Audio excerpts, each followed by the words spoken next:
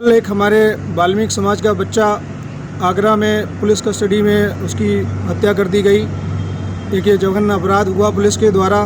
प्रशासन की नाकामी एक बार फिर से साबित हुई उत्तर प्रदेश में। और इस नाकामी के तहत जब आम आदमी पार्टी के लोग पदाधिकारी वहां पहुंचते हैं शोक संवेदना व्यक्त करने के लिए, उनके परिवारजनों से मिलने के लिए वहां गए, तो ऐसा करते हुए वहाँ पे हम लोगों को, हमारे साथियों को गिरफ्तारी की मांग की गई। वहाँ पे हम लोगों को गिरफ्तार किया भी गया और ये कह के वहाँ पे किया गया कि आप शांति की जो एक व्यवस्था है उत्तर प्रदेश में उसको आप भंग करने जा रहे हैं, या भंग करने के आपको विरोध में जो आपने जो ये किया हुआ है, आंदोलन करने जा रहे हैं, जो आप ये शांति व्यवस्था भंग कर रहे हैं, बिगाड़ रहे हैं, उसके लिए हम आपको गिरफ्तार कर रहे हैं। मैं माननीय केजरीवाल जी के नियमों को मानते हुए वहाँ पे गया था, वहाँ पहुँचा था। मेरे पार्टी के अन्य पदाधिकारी पहुँचे थे, संजय भैया गए थे, उनके नेतृत्व में हम लोग पहुँचे थे। मैं एक बात माननीय मुख्यमंत्री जी से पूछना चाहता हूँ और बहुत ही मेरा जेन्युइन सा सवाल है कि किसी व्यक्ति की, जो व्यक्ति हमारे देश का संविधान का अधिकार रखता है, बाबा साहब ने जो दिए हुए हैं अधिकार उनको रखता है, और वो यदि पुलिस कस्टडी में मारा जाता है तो वो अपराध की श्रेणी में आता है, या उसके लिए उसके परिजनों से मिलने के लिए, शोक संवेदना व्यक्त करने के लिए हम लोग जाते हैं, वो अपराध की श्रेणी में आता है। ये मैं पुनः सवाल कर रहा हूँ माननीय मुख्यमंत्री जी से। हम अपने पिछले बार की प्रेस कॉन्फ्रेंस में भी कर चुका हूँ, पुनरावृत्ति हुई है इसी प्रकार के सवालों की। आप हमें वहाँ पहुँचने नहीं देते हैं, जगह जगह हम हर नाके पे, चौराहे पे जाते हैं, हम लोगों को मना करते हैं, रोकते हैं।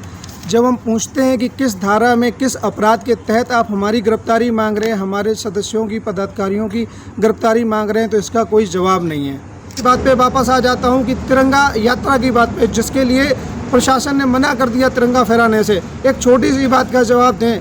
हमारी देश की पवित्र धरती पर जिसको संविधान ने अधिकार दिया हमें तिरंगा का, अगर उसको फहराने के लिए मुझे परमिशन नहीं दी जाती है, हमारी पार्टी को, हमारे पदाधिकारियों को परमिशन नहीं दी जाती है, इस भारत की सरजमीं पे नहीं दी जाती है, कौन सी ऐसी जगह है विश्व के अंदर जहाँ पे जाके हम अपना तिरंगा फहराएंगे?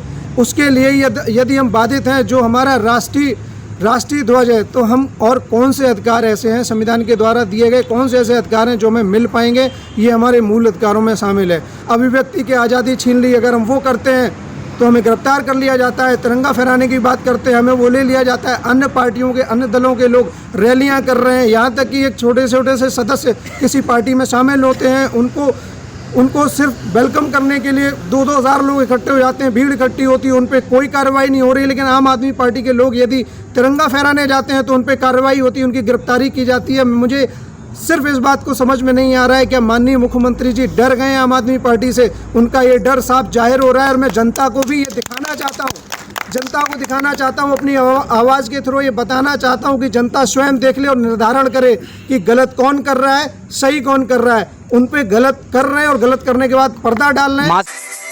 जनवाद टाइम्स की सभी खबरों को लगातार देखने के लिए चैनल को लाइक, सब्सक्राइब और शेयर जरूर करें। धन्यवाद।